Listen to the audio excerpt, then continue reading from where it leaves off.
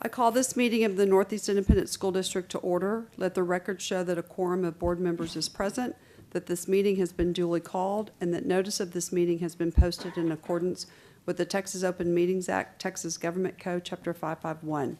The board does not need to adjourn into executive session, so we will go to item 5, board business. A, possible action regarding qualifying newly elected trustee for office. Mr. Villarreal. Yes, Madam President, and members of the board, Dr. Gottardy, executive staff, and guests. I call on Deb Caldwell, our Director of Government Relations, to the podium.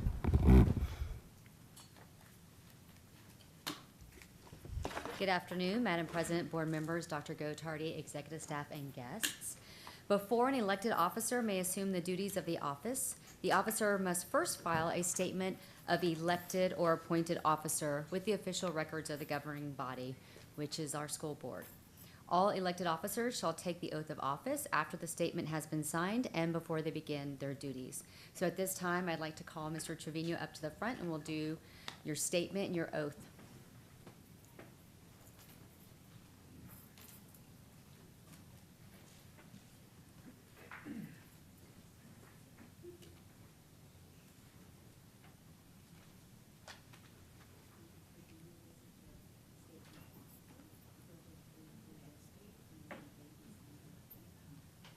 I'm sorry? Oh, okay. No, this is not your oath, this is your statement. You read the statement, and then you sign it.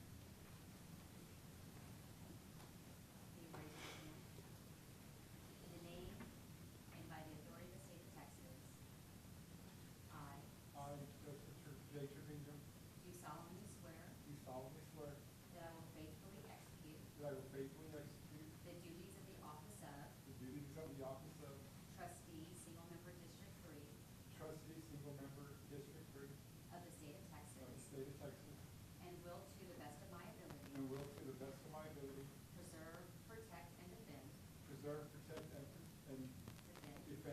the Constitution and laws of the United States and of this state, so help me God.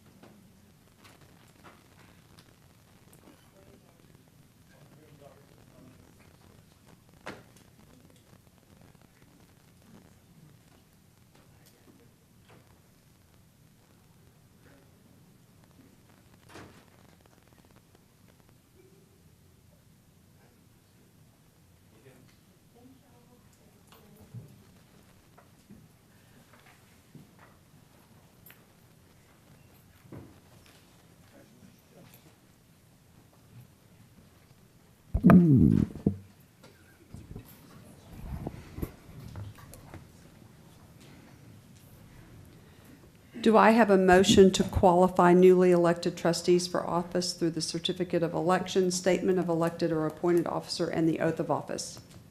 So moved. Thank you, Mr. Wheat. Do I have a second? I'll second. Thank you, Mr. Hasso. All those in favor say aye. Aye. Opposed, the motion carries. Congratulations and welcome to all of our new board members, Mr. Trevino, Ms. Winkley, and Ms. Williams.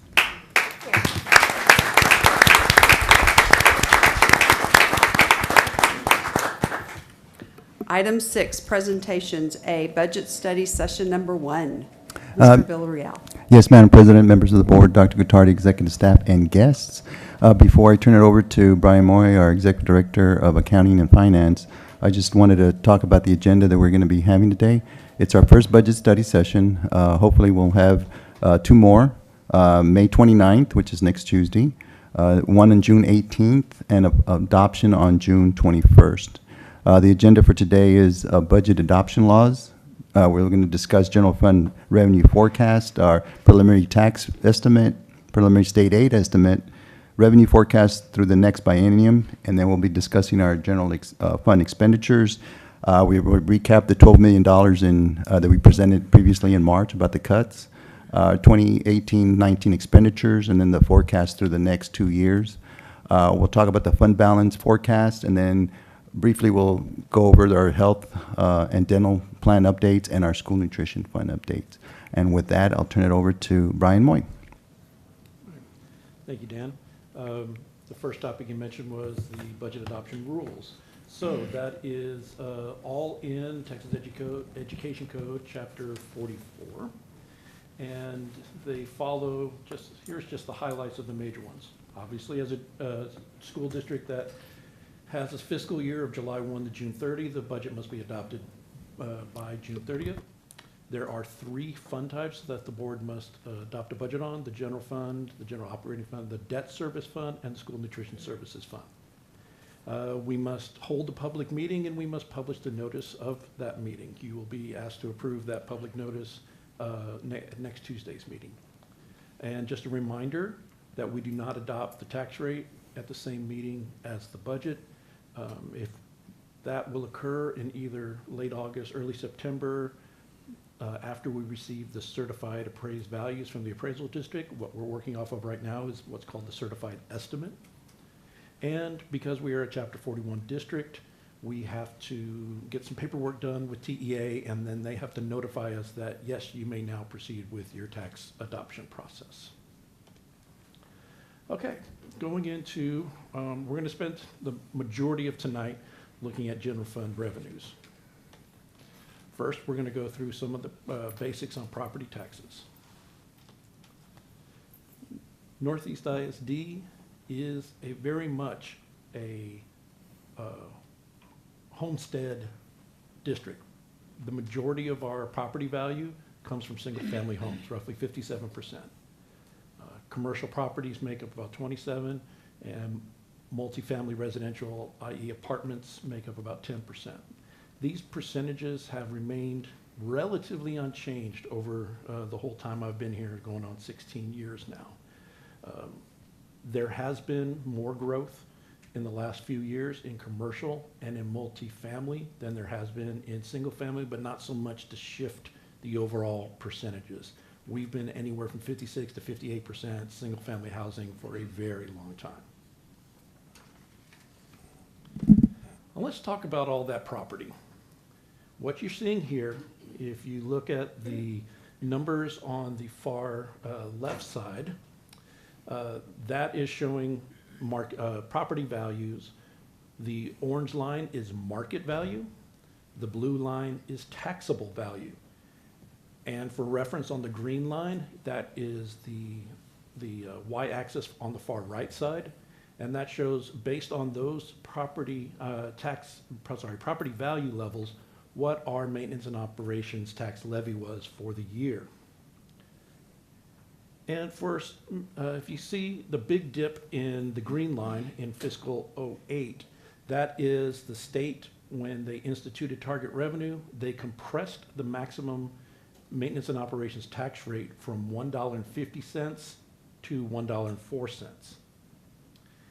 And then in '09, we were initially at $1, and I believe when that happened, we were at 103, and we didn't get to 104 until '09.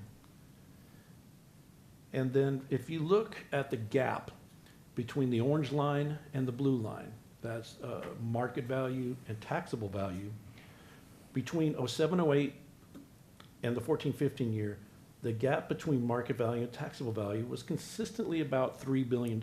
So there, between frozen and exemptions and homestead caps. There was always, it was a consistent $3 billion. In 15-16, the state legislature passed an increase of $10,000 to a total of $25,000 on the residential homestead.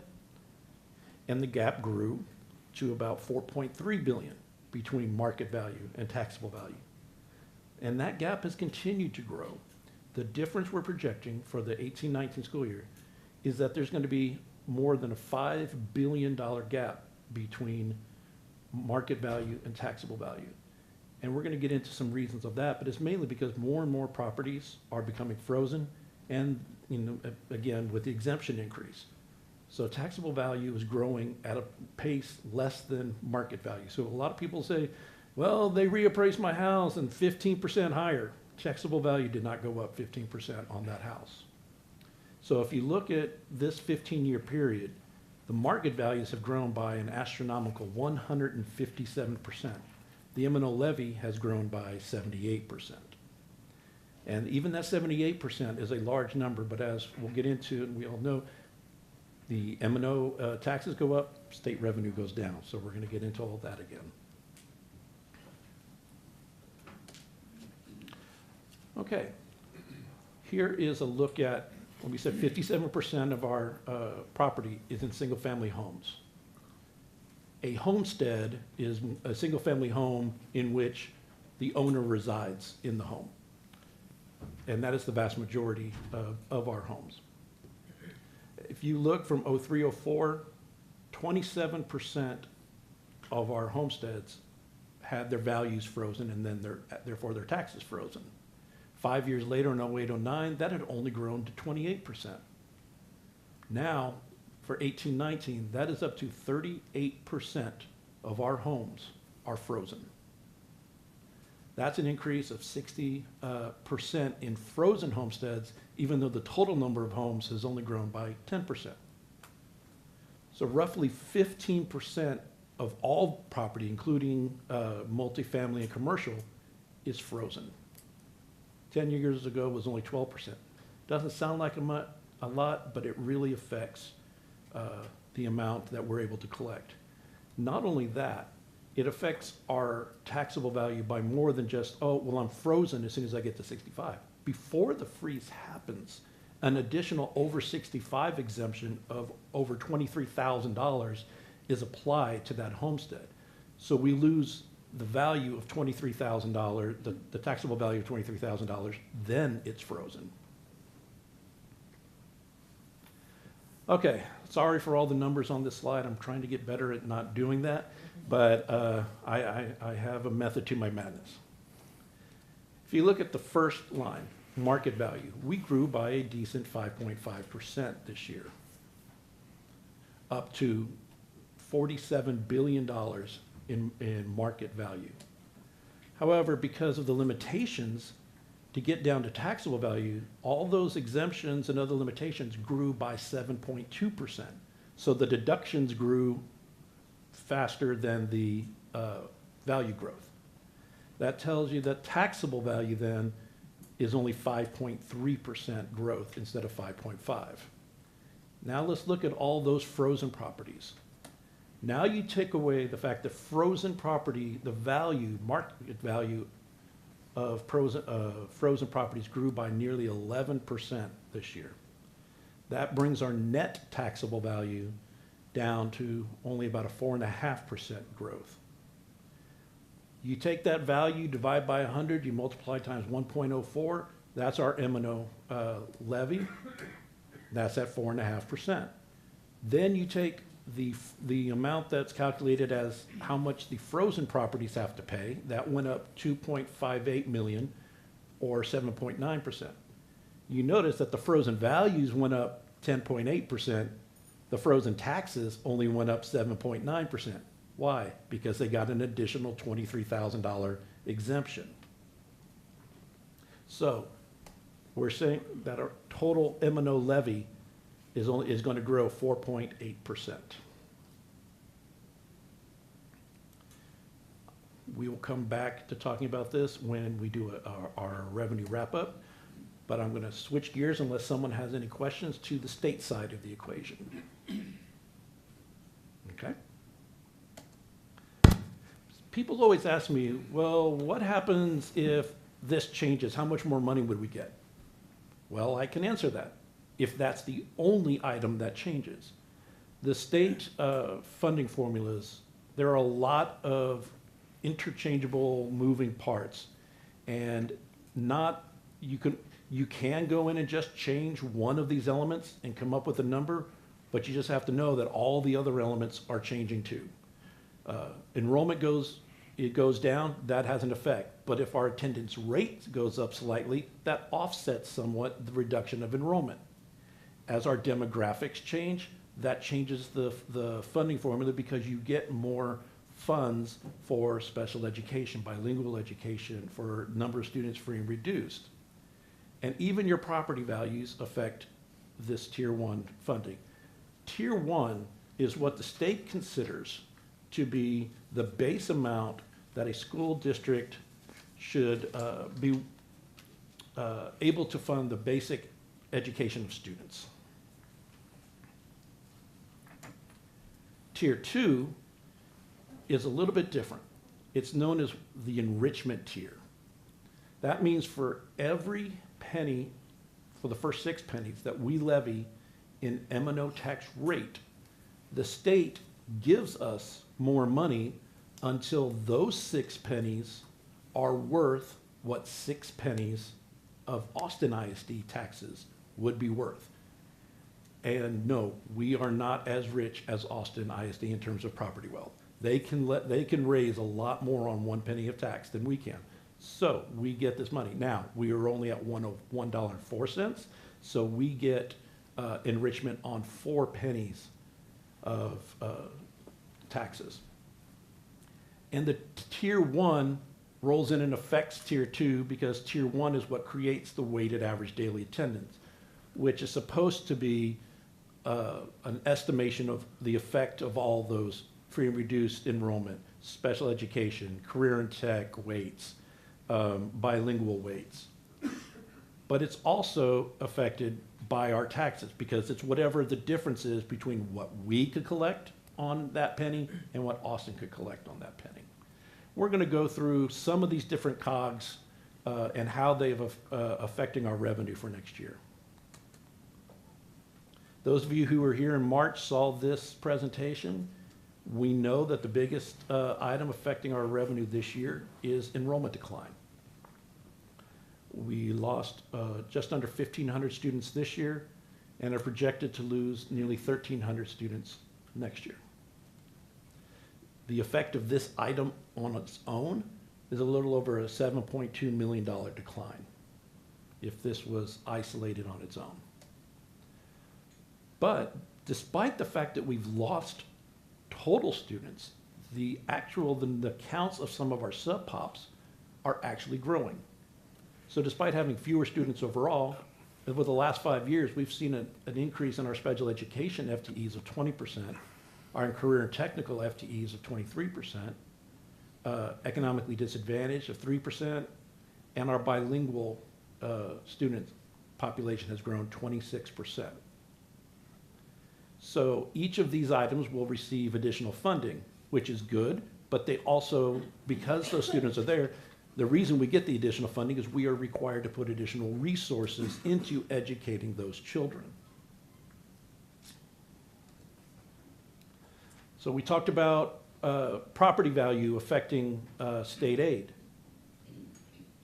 So when your property values increase for purposes of levying a property tax, you get that change that year. The state then takes that property value and lowers your state aid the next year. And it's not always a one-for-one even trade because just the way that the comptroller computes property values versus the way Bear Appraisal District computes property values. So you can see that from the local value growth in 13-14 of just under 5%, the next year the state value for funding purposes went up 4.9%, right on. But then 14-15 and 15-16, they kind of got flipped. They were a little low one year, then they were a little high the next year, and now they're getting back to being, I guess, in a groove to where, if we're gonna grow roughly 4.8, 4.9% this year, but the state aid is gonna go down based on last year's 5.5% growth.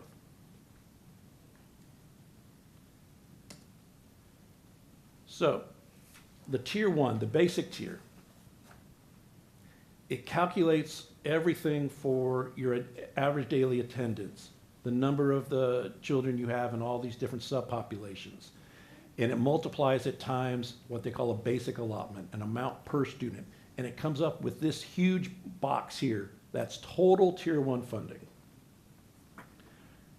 Now it gets reduced by how much the state says the district must pick up.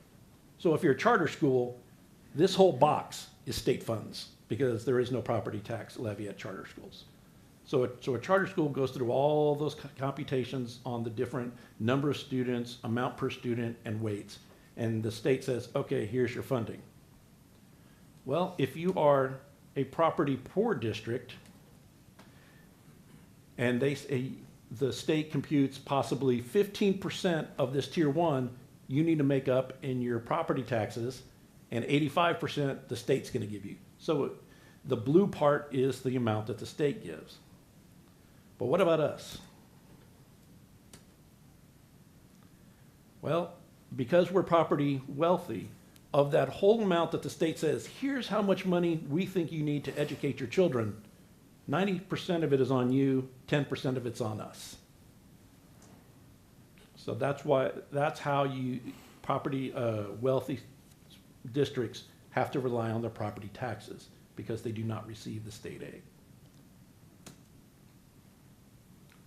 Okay, as we said, that chart with the green arrow saying that your state revenue is going to go down every year because of the amount that your property values went up next year. Well, here's how much it's going to be for next year.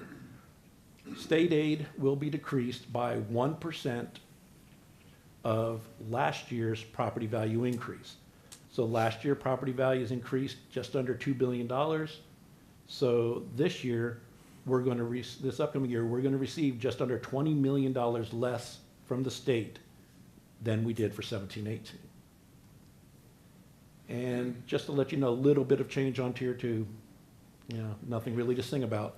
But the state sets how much the Austin pennies are worth at the beginning of the biennium. And there was a slight increase in how much they guessed that property value difference would be worth. So we're going to get about $1.2 million more in the tier two funding just because of that change in the formula. So let's go ahead and recap. Here's all of our changes that we're anticipating to revenue for next year. Property taxes are going up because property values are going up, just under 19 million. The loss of students, another 1,300 students, will take away about 7.2 million in state funds. But actually the increases in some of those subpopulations is increasing our state funds by a little over $400,000 because of last year, or I should say 17-18's property value growth. Next year's state aid is going to get cut by $19.6 million, a little bump to tier two. And then we're going to go into a little bit more in a minute, about property value protests. This year we also had a $5 million bump because, believe it or not, the state miscalculated how much our taxable value went down when the state imposed the increased homestead exemption. It was not a statewide phenomenon, but for somehow us and North Side both got miscalculated, and we had to go out and hire someone to fight the state to say, you got it wrong. Well, we got our $5 million this year for that state mistake. And then there's just some other little things that are changing. But for the basic, we're going to have $17 million less in general fund revenue. So we've never really talked about the property protest process because it has really never been very significant until now. So what happens is we have our local property value that Michael Amasquita and Pear Appraisal District sets. The comptroller of Glenn Hager in Austin has a team, and they set a property value, and they have to see if Michael Amasquita's values are within 5% of their values. If they are, okay, great. The comptroller sends his values to TEA, and that's what they use. They plug into the funding formulas. The trouble is, over the last few years, legislative sessions, the state has loosened or changed some property tax laws that make it so much easier for large commercial properties to take their property protests all the way to litigation, and we are seeing large decreases in our property tax base years after that tax year has already passed. So, because it can take time to get these cases through the court system. So we are now starting to see that the amount of protest, the amount of lost property value years later has grown astronomically. So this is a little bit of what happens when that takes place. The appraisal district will lower the property value due to a lawsuit or a settlement. Two things then happen. We have a company, Cavusi and Associates, who reviews those updated values because now the values are lower. But the amounts that Glenn Hager have don't include those reductions due to lawsuits.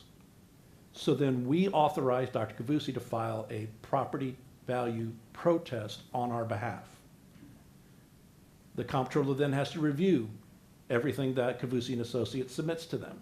If they agree, then they change their version of property value and lower it.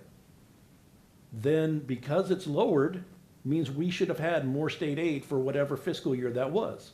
So then they have to send those new values down to the purple box to TEA.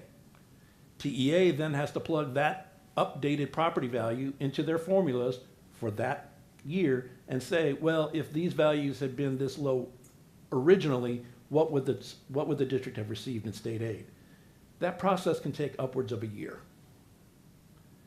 At the same time, going down to the bottom, the tax assessor processes the refund of the taxpayer, and we net that refund against our collections. And this is the first year where, because we have more refunds than delinquent collections, so you net your refunds against your delinquent collections, and we're actually going to have about a negative delinquent collection of about $1.9 million this year, because we've processed 1.9 million more in refunds than we've collected in delinquent taxes. We're still collecting on some of the deadbeat accounts, but the amounts that they're processing as refunds has probably more than doubled that. But because we have someone who is probably one of the most valued experts on property value analysis in the state working for us, you can see here, this is what we've gotten. We've always used Cavusi and Associates, and it's been a nice little number. You know, we get a couple 100,000 here, 100,000 there. You can see, look what happens with tax year 2015, and then 16 and 17. Everyone is getting in on the high value property protest and lawsuit game, and we are having to utilize Cavusi and Associates more and more, because if we lose then the property tax revenue because we're giving refunds, and if we don't go back to the state and get our state money, then we're lost. That being said, I have built no property additional state revenue resulting from property protests in the 1819 forecast, and here's why. Like I said, the process is long and it's difficult to pinpoint exactly. And apparently the comptroller is tired of processing all of these protests, because he recently decided to send in proposed rules on how those protests could be filed, how and when. And if his rule is adopted, it's going to limit what we can protest and when we can protest it. It would be anything over 3 years, you would have to lose $20 million if you wanted to protest it. All of these associations of the state are saying that that's just ridiculous. Texas School Alliance, Texas Association of School Boards, Texas Association of School Administrators, Texas Association of School Business Officials, and Cavussi and Associates have all filed comments with the comptroller, letting them know the negative impact this would have.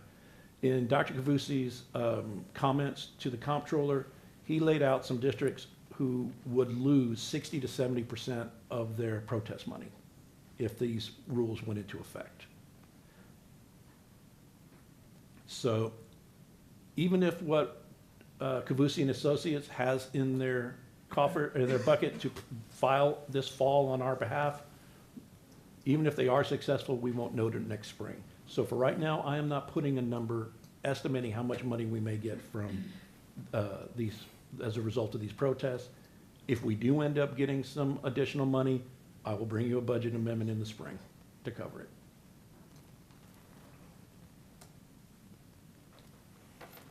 All right, so here's a total a summary of our revenue. You can see this year, our local property taxes made up about 73% of our revenue. Next year, it's looking at 79%. You can see we go from 533 million to about 516 million. That's a $17 million reduction. Now, let's forecast this out through the next state biennium. This assumes the state does nothing to fix the funding formulas, although I do believe that just because of how Austin ISD property values are going, I threw in a 3% increase to Tier 2 yields. It's not much money at all. I'm assuming about a 5% increase to property values. We're staring at 4.8% for this year, so not much different. And you can see that we are pretty consistent in revenue. We will drop about $6 million into 1920, but then go up about $5 million in 2021. And you'll notice that for the first time, we have recapture. Now, and the reason why we go down in 1920, but go back up in 2021, despite having larger recapture and despite losing, and estimating that we're going to lose even more enrollment, it's just a quirk in the funding formula that recapture districts get more money in the second year of a biennium than the first year. It's just a weird quirk in the formula. You've seen this slide before. Ever since target revenue went into effect after tax rate compression in 2007, we were hanging pretty close to anywhere from 57 to 60% local, with a good 35% state. But now, unless something happens in 2019 with the legislative session, we're going to be at 79% local property taxes in 1819. 84% in 1920, and 88% with the state contributing a whopping 3% in 1920, if you net recapture against state aid, which is how we're going to tell them we're going to pay for it if we get there. So a whopping 3% of our funds will come from the state of Texas.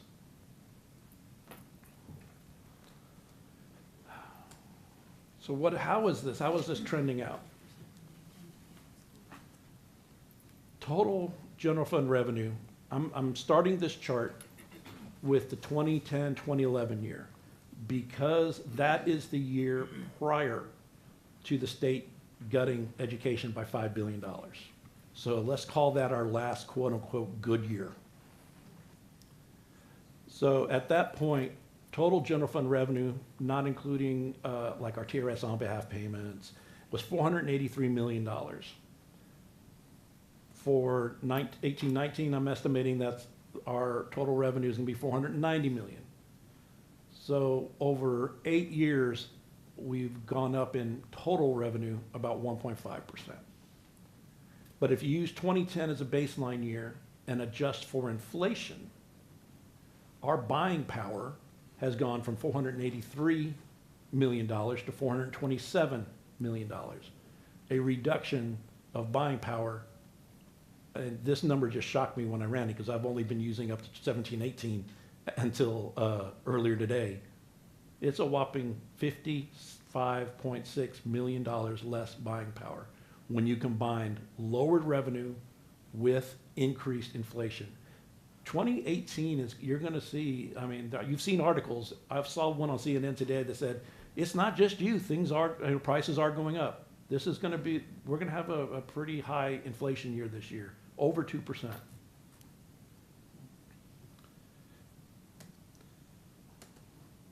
So let's look at it though on a per student basis. Okay, so our total revenue may not, is starting to go down, but it makes sense because we're losing students. You don't get students, you don't get the state aid.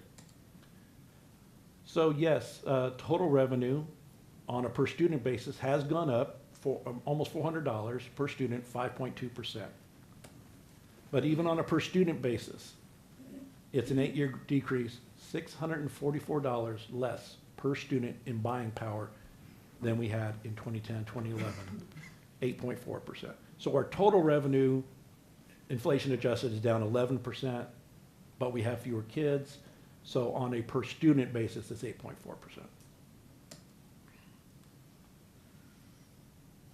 Now let's look at, unless anyone has any questions on our revenue picture, I mean, there's going to be more spots for questions later also. Can I go back to that 3% of the Texas funding in 2020?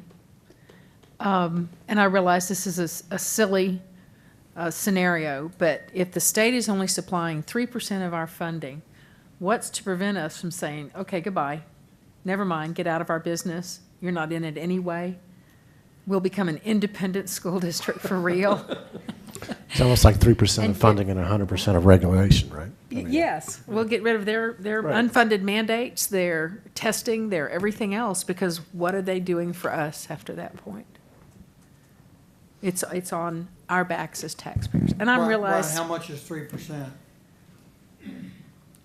Netting figures about $18 million maybe? That's a pretty big chunk. But that's what I we're like losing where right you're now. going with this. I don't like the fact we'd lose $18 million. no. But we'd also lose a lot of unfunded mandates and a lot of other regulations and things like that. So I know it's a silly pipe dream, but that's almost what it looks like. Why are we responsible to them if they can't pull their share of the load? Brian, I have a couple basic questions, I guess. What is other local? What are you counting as other local? Other local is tuition and fees for summer school. It is gate receipts for athletics. It is our local investment income for, we, as funds come in, a lot of our money comes in from the state in September and October, and from property taxes in, let's say, October through January.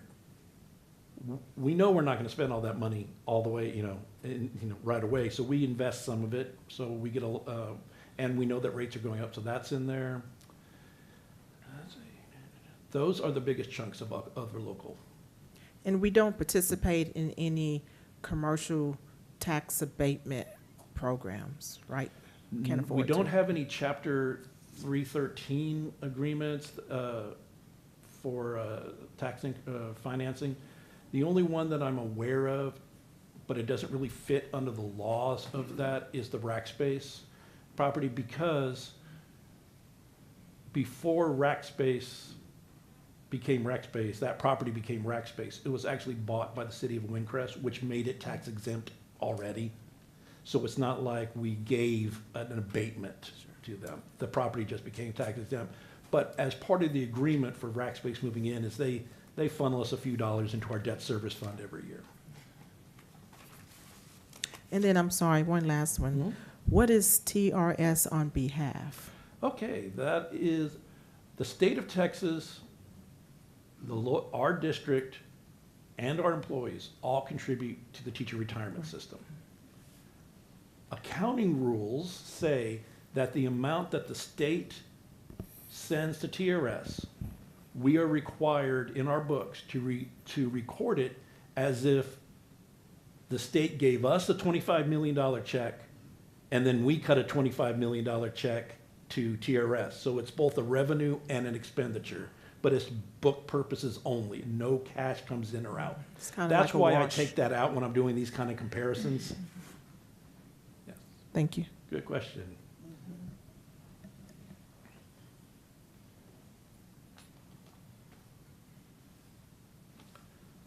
Okay. You saw this in March. It's changed slightly. We've actually, instead of, I think in March, we were showing a reduction of 97 positions, teaching positions reduced to enrollment declines, and 10 and a half for other reasons. Or, sorry, we were showing 20 FTEs reduced for other changes. We've actually been tweaking that. Now it's, instead of losing a total of 117 teaching positions, it's only, it's 107. And I want to emphasize, especially after everything that's been in the news regarding another district just a little south of here, all these reductions will be made through natural attrition. No employee is going to be laid off. No teacher is losing their job to accomplish these reductions. We have over 4,000 teachers, and we have an average teacher turnover rate of about 10 to 12%, which is not, it's a little bit less than the state average. So when you have a 10 to 12% turnover rate every year, you can accomplish 107 reductions without handing out pink slips.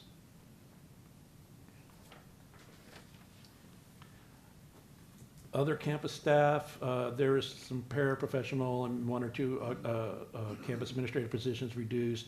We're going to bring you the detail of the non-campus staff reductions. We have those meetings going on at the end of this month, so they'll be part of budget study session number 3. And then non-staffing cuts, our ability to buy things we're making $3.8 million reductions. Let's go over that first. We're going to bring you more detail on the staffing reductions, the campus staffing reductions next week. So campuses lost 10% of their budget, but their budget is just like the state funding formula, it has multiple facets to it. Every student at a campus, we give, let's say at a high school campus there, we give $75 for every student that's going to be enrolled at that campus. For every student who enrolls at that campus who's free and reduced, we give an additional 12. For every student that's been identified as at risk, we give another 24. And then we estimate that campus's mobility rate, students, the number of kids who enter and leave the campus during the course of the year, because it takes more effort to, especially for the kids coming in, to bring them up on what's going on. If they entering a school in November and they were at Louisiana school for the first 2 months of the year. So, and you can be in multiple pots. You can be free and reduced, at risk, and mobile, and that campus will get $44 extra for that student because he meets all 3 criteria.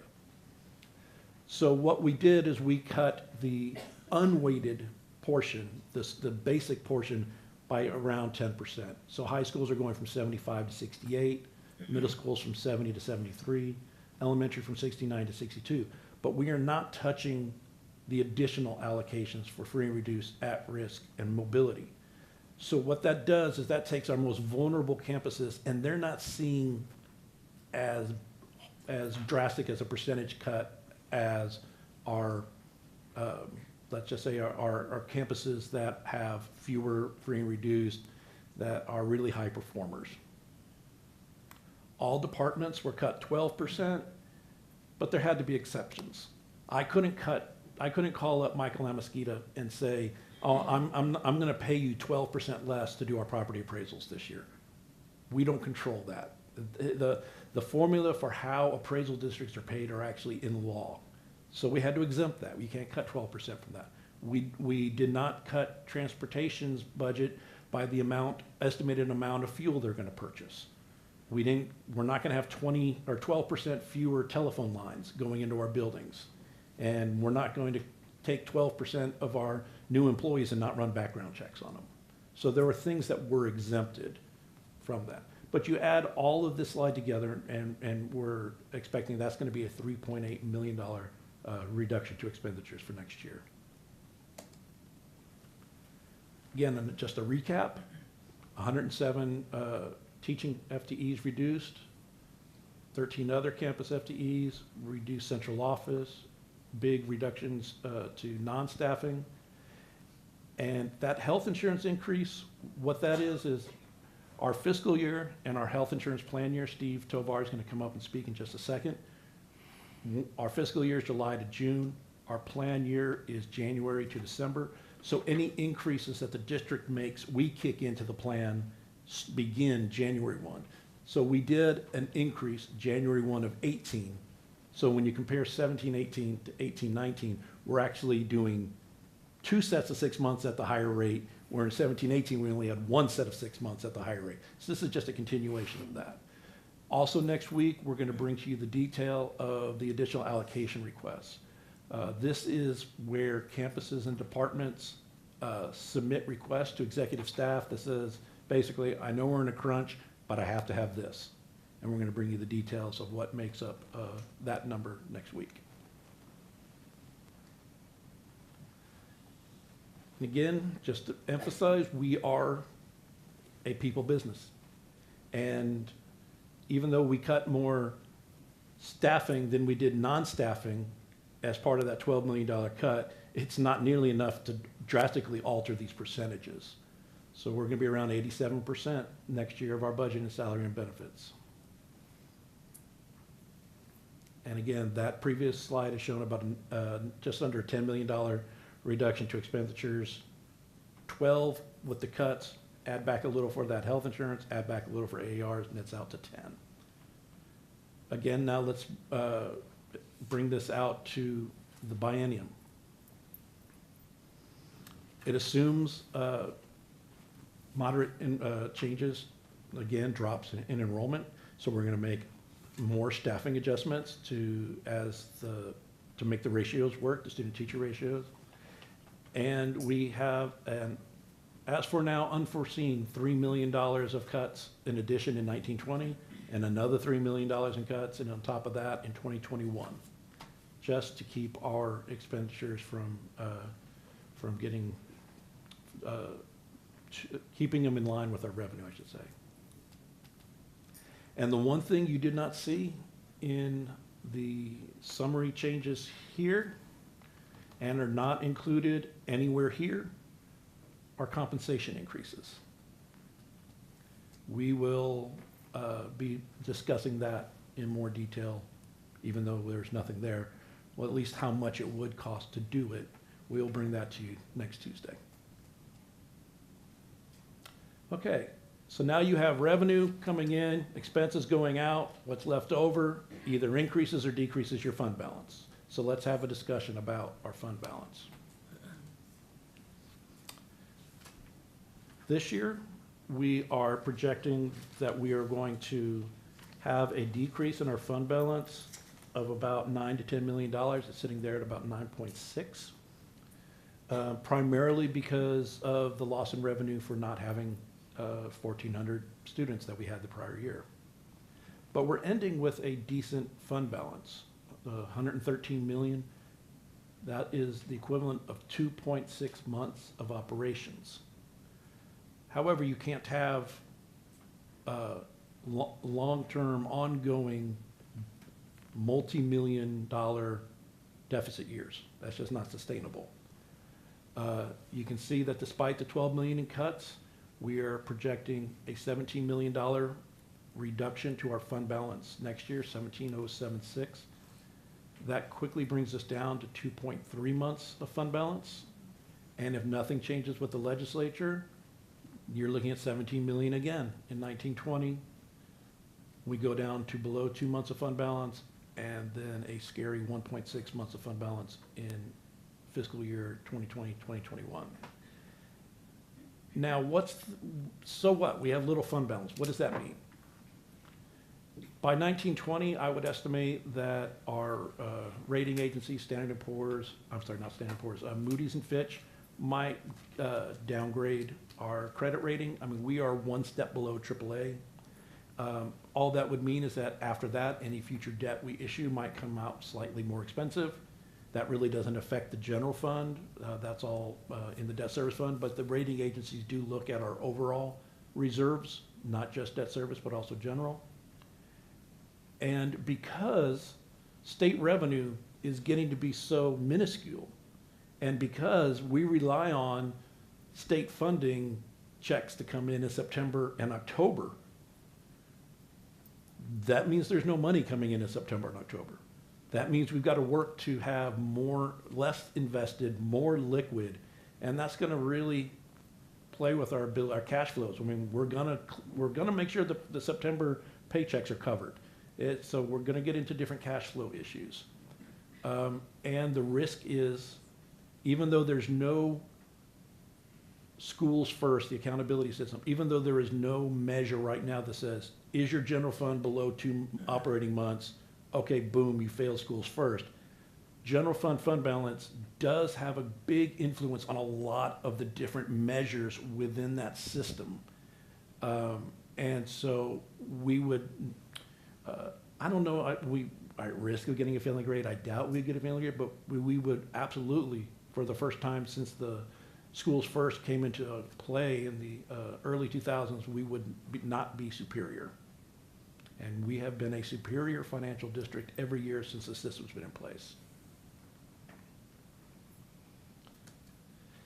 And that is the end of my portion of the presentation, unless there are any other questions. Questions? Sorry, it's me again.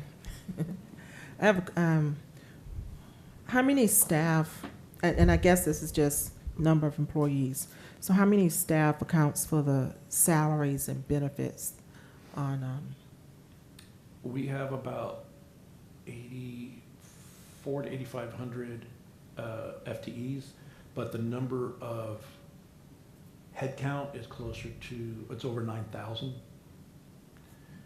And then you take into, especially when you take into account, subs and temps and everything, but full-time equivalent, 40-hour equivalents, I think the latest number is about 8,400.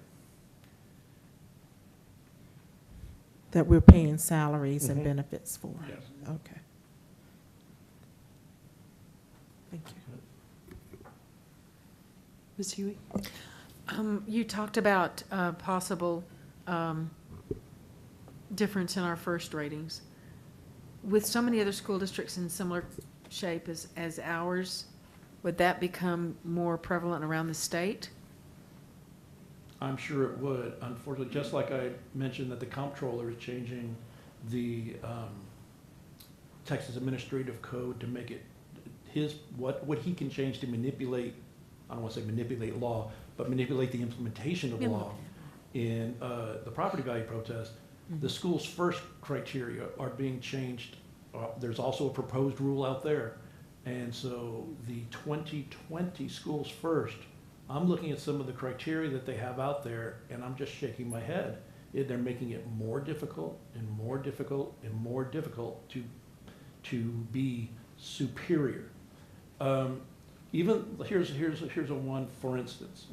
Even though we cannot get any information out of our local charters in terms of, oh, are you expanding these grade levels? Oh, what's your enrollment going to be? For us to see how many students we're losing to charters is a guesstimate, huge guess. And we guessed wrong this year by the tune of 900 students. We can have a huge hit on our schools first if we simply over or underestimate average daily attendance 2 years out. So if in 2020, they look at what we estimated that 2020's average daily attendance would have been in 2018, and we were wrong, we get a huge ding on schools first. Something that, I'm sorry, I don't control that, and even research and planning doesn't control it. We don't control that, yet we can get dinged on it. Something as simple as they said, well, if we can't find all of, every required report on your, published on your website, you get dinged. But they can't tell us even what that list of reports are. No one knows all the stupid public notices we're allowed to do, or supposed to do, not allowed to do. So the criteria are getting harder and crazier. So they're going to keep raising the bar and raising the bar and raising the bar. In the meantime, they're taking less and less and less responsibility for ensuring our success. Sure sounds like instructional accountability also. But I'm- yeah. Okay. Thank you. Anybody else have any questions? Yep. Brian, maybe you can explain, and I know you went through it a good bit, but once our bond rating goes down, and once we lose a little more control of our INS and the things that Dan has done a good job of controlling for us, what does that mean for our finances going forward? A one step down in credit rating, you know, you're talking 0.1% of net yield on interest rate. So it's not going to be huge. If it was a one notch down from AA+ to AA, the terminology they use. But yes, the number, if the credit rating is something that investments like huge insurance companies or even Frost Bank, I mean, a lot of our debt is bought by people like Travelers. If they go out and they know that there's 20 governmental issues coming out that day, and they simply decide to scan by, well, who's got the highest credit rating, who have I bought before, that kind of thing. And they say, well, I'm going to go to this transaction, I'm not going to bid on this transaction, I'm not going to try and buy the district Northeast ISD's debt this time. The fewer numbers of supply and demand, the fewer number of people wanting to buy your bonds allows those people to demand a higher interest rate on those bonds. So that's the criteria. Now, granted, we're going to be pretty close before that ever comes up to having this entire 2015 bond issue set in place. Those rates are locked in. It doesn't change the amount of interest that we're paying on anything we've already issued. So if we've got a great rate in 2012 on something, we're going to have that great rate all the way through 2042. It would be on anything new that we were to issue. If we were to go out for another bond issue in 2020, 2021, it would affect the rates of that debt. Okay, but the way we've been able to control some of the debt that we have going back and forth has been... It would not make us... let me just put it this way. It might reduce, if we are anticipating paying higher interest payments on some debt, it may reduce the amount of funds we have available to pay down early on other debt that comes due. Because we've been placing anywhere from $6 to $12 to $15 million of paying off principal earlier than it's due. It may bring down the amount of funds available to do that. From a district looking at the financial outlook that you've presented to us, what kind of options do we have? Like we talked about in March, you either make significant more cuts. I mean, there's only two things. You can either raise your revenue or bring down your expenditures. So cuts would be in programs, cuts would be in Yes. a lot of different things that we could look at along with personnel. Correct. Well, I mean, programs then turns into personnel. But I'll let Dr. Gottardy answer what those programs would end up being if we got there. Yeah, Mr. Wade, to answer your question, the idea of cutting programs is not a conversation we need to have for the 18-19 school year, but it is certainly a discussion that we will be having during the 18-19 school year in preparation for the 19-20 school year.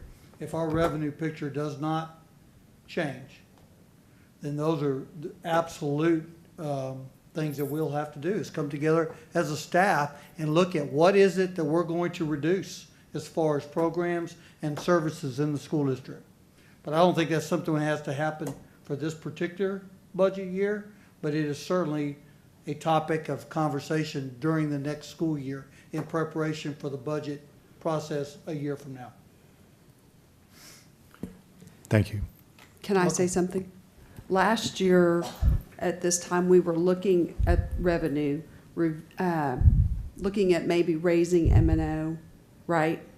The tax rate and lowering INS. Is that something that you can look at and bring back to us and see how that would affect our revenue picture over long term? Yes, ma'am, we can work on that. Last year, during our budget study sessions, we brought some tax strategies to y'all to review, and we can surely bring that next Tuesday.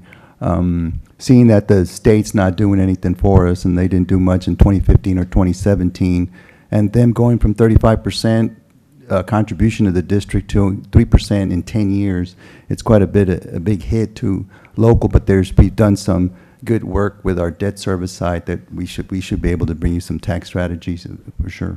Okay, because, you know, we can only cut so much at this point, so if there's a way to look at the revenue side. Yes, ma'am, and with the forecast, I mean, after next year, we do nothing, it's 2.3, and the year after, that's 1.9, so we're still over 2 months. But with those tax strategies, I think it might help us get through 2019 and possibly get to 2021. And for our new board members, the goal is to stay above 2. Yes, ma'am. So, and I guess it would be helpful if you put that last slide up again. Right. And it would also So help for- on our debt service side. I mean, if we could keep it over 2, our debt won't get more expensive. We go to market and we get really good rates. So as long as we keep it over 2%, we shouldn't have an issue on our debt service side. Okay. All right, thank you. Does anybody else have any other questions about this? Okay, thank you, Mr. Moy. Okay. At this time, we're going to put a pause button on the doom and gloom, and I'm going to let Steve bring something a little more cheery to you. He's going to talk about what's going on with our really fine health insurance plan. Now, just to break in real quick, next week we'll show you the comparisons between what we pay and what the other districts pay. Okay. Right now, he's just going to go over our health insurance plan as it is now. Okay. Thank you, Dan. Madam President, Dr. Gottardy, members of the board, executive staff, and guests. We're just going to go over a brief update on our health plan and our dental plan. Both of those plans are self-funded. And we've got a very healthy enrollment on our health plan. We offer 3 options for our employees, and 75% of our employees participate in our health plan. So that is a very good participation. It says something about the benefits that we offer to our employees. Along with the 6,748 employees that are on our health plan, they bring with them dependents, and they have a little over 7,500 dependents. So our health plan covers 14,300 members. This is just a historical representation of the share in premiums between Northeast and the employees. And historically, we've been around 2/3, 1/3. Past couple of years, the district has stepped up and provided the bulk of the increase and tried to mitigate the cost to the employees. So now it's a 68-32, and we're projecting to go to 69% from Northeast and 31% from the employees.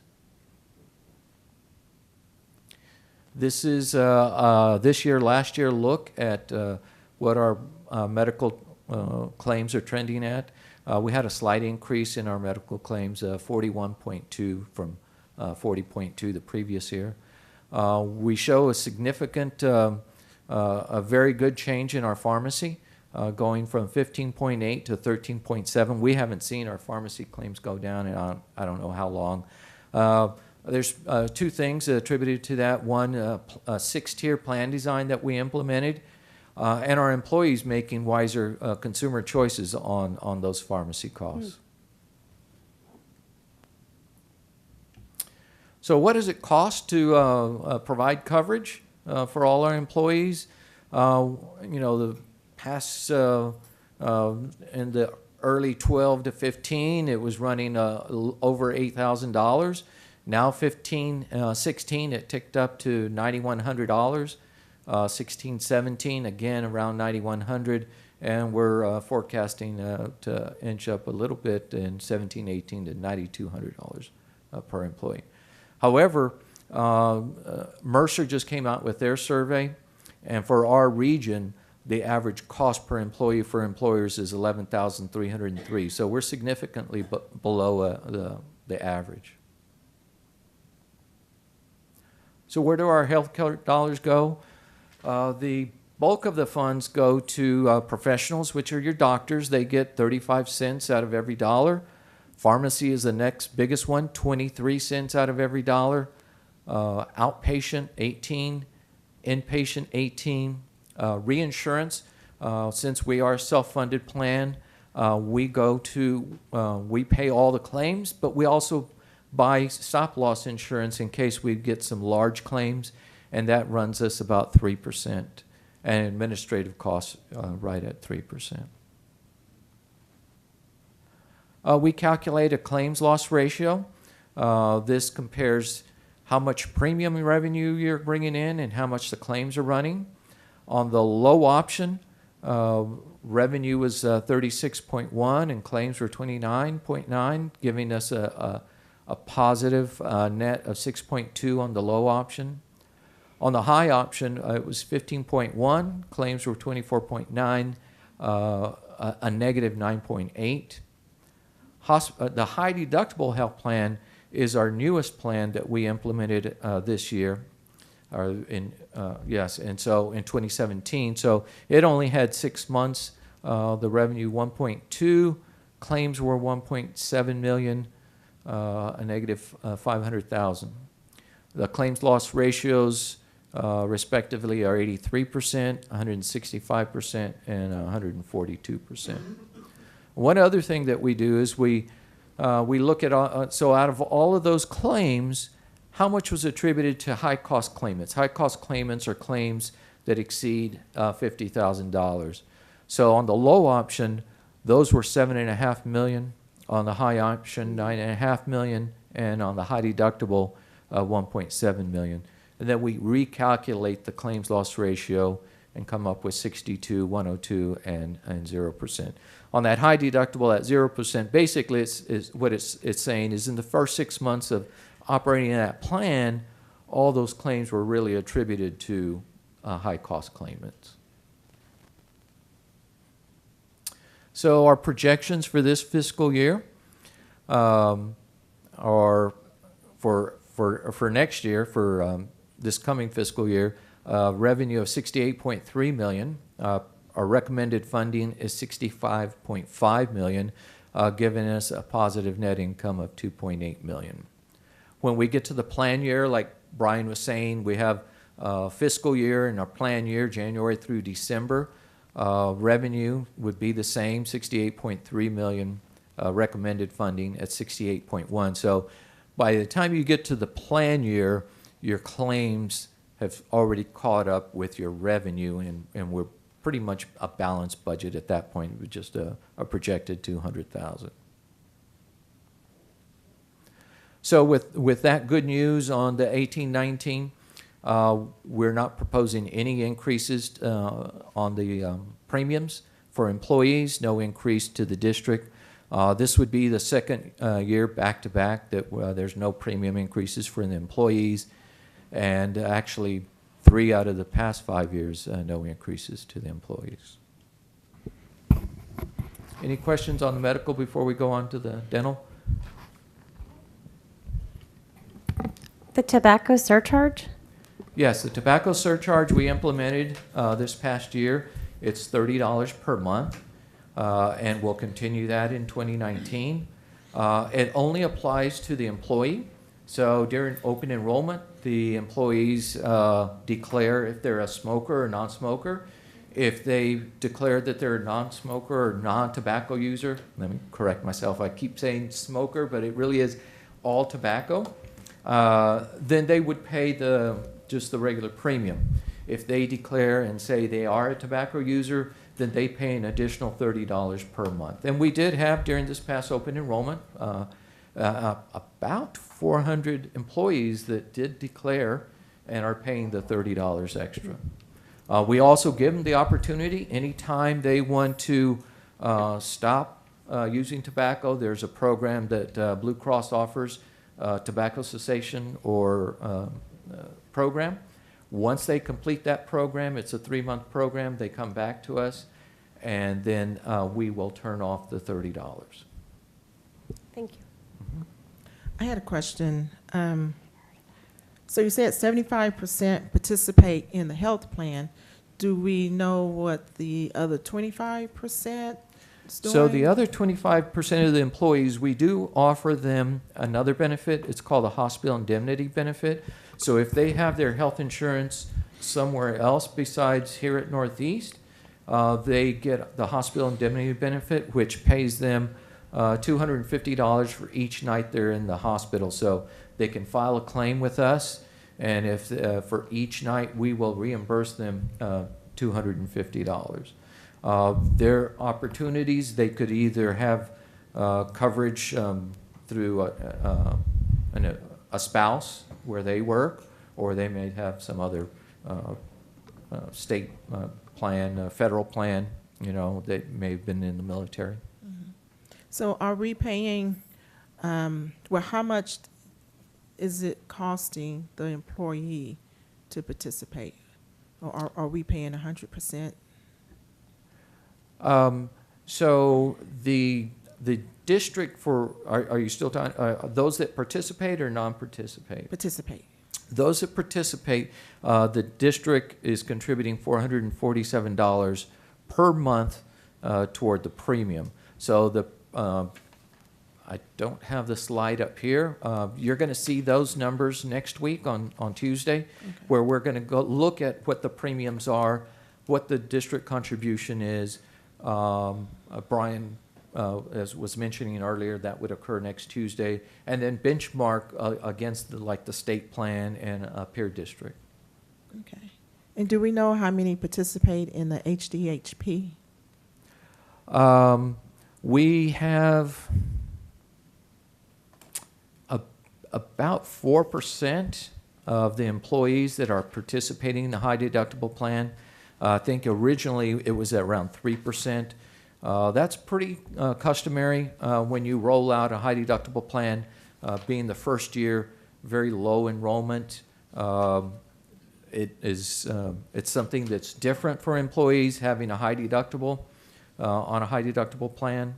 But each year, we'll see enrollment continue to increase. In this Mercer study, they did say that those high deductible plans have kind of flattened out in popularity. But those are probably employers that have been offering them those plans for over 10 years, and we just now started to offer something like that. Thank you. Ms. Williams, I do have those rates. For employee only for the high deductible plan, the employee pays $92. For the Blue Choice, the low PPO, they pay $107. And the Blue Choice high PPO is $272 per month. All those were per month. The thing about it is, you know, we're pretty thankful still that we still have a 90-10 plan. A lot of districts you see next week, and some even entities don't offer a 90-10 plan. You know, like Steve was saying, we're self-insured, so we're able to monitor and make sure our costs are within reason for the employees. We've had Blue Cross Blue Shield for 23 years. We haven't had to chase rates. Some of our districts every 2 years have to chase rates to try to keep it affordable. So next week when we do the comparisons, you'll be able to see what districts are doing that are kind of our size. Thank you. Just a couple of slides on the dental plan. Can you stop for just a second? I have a question. Sorry. Yes, ma'am. For the employees that don't have our health insurance, why do we do that hospital indemnity? So the district historically has provided funding for every single employee, whether they participate in the health plan or the hospital indemnity plan. What that does for our self-funded plan is it provides stability to the plan. So if people move in or out, the plan will still get that funding on a monthly basis. So it does provide stability, and it has worked for many years. And the rates are accordingly. So if we didn't receive funding for those employees that participate in the hospital indemnity plan, then we would have to increase the rates on our premiums. So they're paying for that? No, they're not paying. The They're district not. is providing funding per employee. So if we have around 8,900 employees and 6,700 participate, but the district contributes their employer contribution for every employee. Okay, Okay, but the employees don't pay a premium for the hospital indemnity. okay, thanks. So on the dental plan, the projection for this fiscal year is $2,980,000, expenses of $3,210,000, giving us a decrease of $230,000. That decrease is intentional.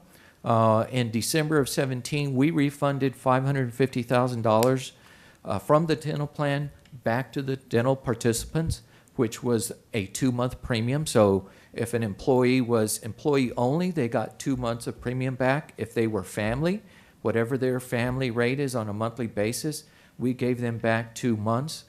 So that's the reason for that deficit in 17-18. And that brought our ending net assets at $2 million or $7.6 million.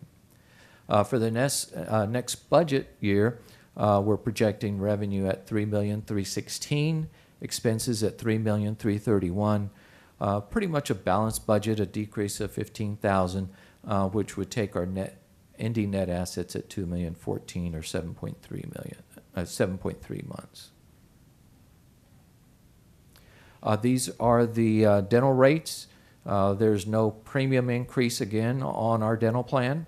They'll be the same rates that we're currently offering.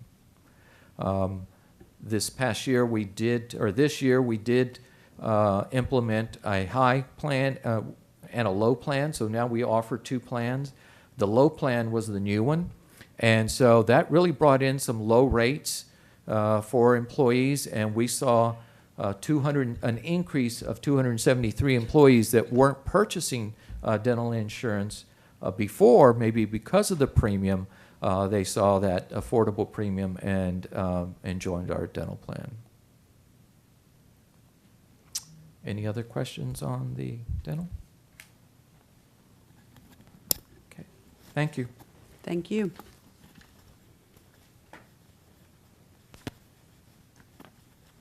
You just thought you weren't going to have to hear me, didn't you?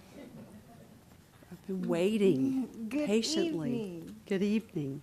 Madam President, members of the board, Dr. Gottardy, executive staff, and guests, I am thrilled to be here to talk about our fabulous School Nutrition Services Fund. I don't know if you noticed, but we kind of staggered the news tonight. It just keeps getting better. So hopefully we'll keep doing this every week so that you don't leave in tears. We'll end on a good note. That's right. So before I start showing you numbers about our great School Nutrition Fund, I need to explain a little bit about something we changed during the year. So when you adopted the budget last summer, we showed you a set of numbers based off of one accounting method. During the year, we looked at it, and we've decided to change how we do something because it has a great benefit to the general fund. The School Nutrition Services Fund pretty much pays for itself, but it does borrow services that are paid for by the general fund. So like the payroll department, police services, custodial, utilities. And you can charge those services back to the school nutrition using a direct method or an indirect method. In the past, we've been doing a direct method, and it's really tedious. You take the monthly utility bill and allocate it to the School Nutrition Services Fund based off of square footage. We estimate how many custodial hours, and we allocate based on that. Over the years, those things all fluctuate, all those allocations for all those different types of transactions. And there's this other option called the indirect method, and it's using a rate that TEA approves, and it's got a nice complicated formula too. So over the years, as our direct method's changing, that indirect rate's creeping up. And we're at a point now where it is just too favorable for us not to switch methods. And it puts us more in line with how we treat our other federal funds. School nutrition is one of those semi-federal funds because it gets a lot of revenue from the federal government, but it has a local source too. We'll get into that in more detail. But when we looked at switching this method, it ends up saving the general fund in 17-18 roughly $750,000. Switching was, I'll just say that I did a little happy dance in my office. It was one of those like nerd dances. So the timing of it's right. For our existing board members, we've talked in the past about how school nutrition is only allowed to have 3 months of fund balance. And last year they had more than 3 months of fund balance. So the timing is really good for them to take on a bigger burden because they need help staying within that 3 months. And the general fund, as you just heard, needs all the help it can get. So when Mr. Moy was showing you the projections for the general fund, he was showing you about 9.6 million. It would have been over 10.2 million as a loss for 17-18 had we not made this switch. So we went ahead and made this switch in 17-18. So the numbers look a little different than what you saw last summer.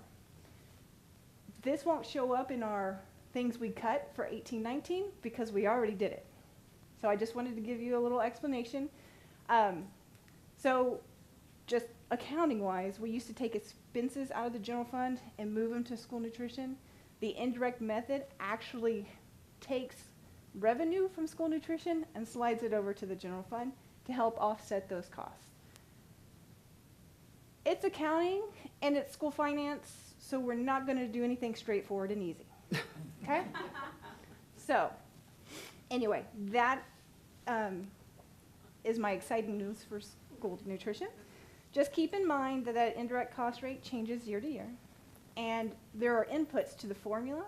So we're not going to see the same savings every year, and it's not going to be, may not always be this wonderful, but we're very optimistic that it's the right thing to do and the right time to do it. So let's delve in and take a look at the revenue. And again, this is already adjusted for this new method, so it looks a little less than what you saw back in the summer. As you can see, the biggest component of our revenue in school nutrition is federal. This is all in thousands, so we estimate about $34 million for 17-18 and $34.5 million for 18-19. Again, the bulk of it's coming from reimbursements for the school lunch and breakfast programs. The local funds are all the meal prices that we charge when the kids who do not qualify for free lunches come in and pay. Right? The state gives us a little bit. That's primarily the TRS on behalf. As Brian was talking about earlier, school nutrition gets the benefit of that also. So that's just an accounting, most of that's just an accounting entry. So we're projecting a growth of about 400,000 or 1.4%. All right, the main reason for this growth is an increase in the federal reimbursement rate. We're projecting an increase in that rate. They pay us a little bit more per meal every year. We're also increasing the number of our CEP sites. CEP is the community eligibility provision of the school lunch program. It allows us to give everybody a free meal. It changes how we process reimbursement claims. It's a big monster, but it's so worth it for our kids. So it's a great program. It doesn't increase our revenue all that much. It really switches more than it does increase, and because now we'll no longer charge those kids, but we'll get more in reimbursements. So again, just a slight increase for that. We're expanding that program. We have 18 campuses doing it right now. For 18-19, we're going to add a middle school, Nimitz, and we're going to add 5 more elementaries. And so when we're in 18-19, we will have 24 campuses on the CEP program where the children don't have to pay for meals, or anyone. We're also going to increase the price for adult meals. In the past, you might remember that I'd get to this point and I'd talk about the Healthy, Hunger-Free Kids Act of 2010. It would require us to set our average lunch price to be greater than the amount the feds reimburse us for free lunches over the amount they reimburse us for paid lunches. And so every year it's forced us to increase our meal prices. This year they decided we don't have to do that because we have a positive fund balance as of January 31st. So we're very excited not to have to raise those rates, and the only thing we're going to increase are adult meals. And these are those prices. As you can see, it's still way better than anything you can get at a restaurant. Susie, what's CEP stand for? Community eligibility, I'll get that out, provision. So, thank you. You're welcome. All right, so that was our revenue picture. Let's talk about expenditure growth. I'm sure it's no surprise that labor and food costs are the biggest pieces of our school nutrition services fund. We've already adjusted this for, again, switching to the indirect method so it looks different than what it did in the summer. And you may notice a big change in our capital spending. If you remember me talking about not having more than 3 months of fund balance, when that happened, we had to file a plan with the Texas Department of Agriculture, which administers the program for the federal government. We had to tell them, hey, this is how we're going to get below 3 months of fund balance. They have to approve it. In that, we had a bunch of projects, capital improvement projects, that we had hoped to do in 17-18. So they were in the original budget that you approved in June. At this point in time, we don't think they're going to finish up before June, and we think the bulk of the expenditures for them are going to happen in August. TDA is already aware of it, no problem. But you'll see that that capital expenditure number has shifted now from 17-18 to 18-19. So it looks like a gigantic increase in capital expenditures, and it's causing the expenditure growth to be like 11.6%. But it was originally planned for 17-18, and TDA is all aware of it, is all okay. All right? So for the rest of it, we're expecting $300,000 more in salaries and benefits. That's exactly the same thing as what Mr. Moy was talking about. Instead of having health insurance be, the district's contribution for health insurance being one rate to January and then a higher rate till June, next year it'll be the same number all the way across, but when you compare next year to this year, there's a slight increase because you don't have that first 6 months being at a lower rate. The increase in food and supplies, as Mr. Moy was talking about inflation, you know one of the first things that get hit is food. And though we mitigate food well, increases in food costs well because we have a warehouse and a distribution system, and we get to buy in bulk because of that, it still hits us pretty hard. It's a big dynamic because we're buying a lot of food. And so we have an increase for those kinds of things, inflation and price increases for food. I know my grocery bill has been a little hard to take lately, so it hurts school nutrition even more. Here's where we talk about the capital. We're going to complete those 3 big projects at Garner, Krugel, and Colonial Hills. We had hoped to get them done in 17-18, but they're going to finish up this summer. We're going to do a few new projects, replace ovens at 10 elementaries, serving line equipment, and serving line renovations at high schools and middle schools. And that explains our big increase in expenditures. But when you put it all together and you look at our fund balance, our 17-18 forecast has us at 3.7, and again, TDA already knows that our big capital projects are going to happen in August. When you put it together, though, making 18-19 right where you want them to be at 2.4 months of expenditures. So a nice, comfortable place for the fund. They tend to perform a little bit better, so they're not, we may budget for 2.4, but a lot of times they'll come in a little bit better than that. So, any questions about school nutrition? Sure. I have 2, actually, just so that I understand. The reason you had such you went over that 3-month balance because of the expenditures. Is that correct, or was that? This fund is a great performer. Okay. And so they're very efficient in their use of food. Okay. And at the same time, that act I mentioned, the Mhm. Healthy Hunger-Free Act, Kids Act for 2010, required us to raise our meal prices every year. So here we are, we have a lot of fund balance already, and we perform really well. We're very good with our expenditures, and you make us increase our revenue. Okay. So the federal reimbursement rate, they increase that on their own practically every year. And then they were saying, you've got to increase your share too, because we're increasing our share, you would increase your share. It's not fair for me as the federal government to have to take the Right. whole burden. Well, that's fine for those programs who need it, but we didn't. And so they were forcing us to raise our revenue Okay. even at a faster rate than what our expenditures were growing. Okay. And then my second is, once we have more campuses that are CEP, which I think is a fantastic program. We have a food pantry at Churchill, and it is utilized every day. So I know that there are children that are hungry. So do you anticipate that now, say, 70% of your campus is eating in the cafeteria, that now it'll be 100%, and so that it, how does that affect your bottom line? Now you have more kids eating. Will they just continue to reimburse you, and then it just balances out? So does that mean more staff, or can you accommodate having 100% come through a lunch line? That's a lot of kids. Operationally, Yes. They planned those things out very well. So they have quite a bit of trend. We started 2 years ago with one campus. Almost was the guinea pig.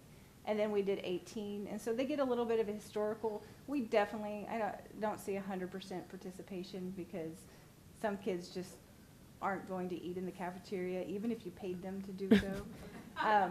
But we definitely have, some numbers to help back it up and plan it. And they have the flexibility to increase hours. They don't necessarily hire more people, but a lot of our staff are hired for 4 hours or 6 hours, and if they need Okay. more, it's pretty easy to, most people are willing to work a little bit more, and it's a lot easier to get 6 hours out of a person who was working 4 hours before, if necessary. Okay. What a fun job you have. Feeding kids. Well, I loved cafeteria food when I was growing up. Enchilada Day is a great day of the Exactly, week. Wednesdays, that chocolate cake, I loved it.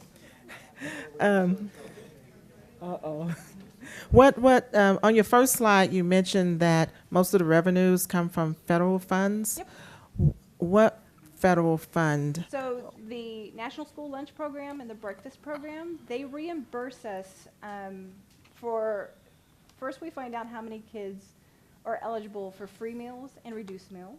And we have to submit a claim every month.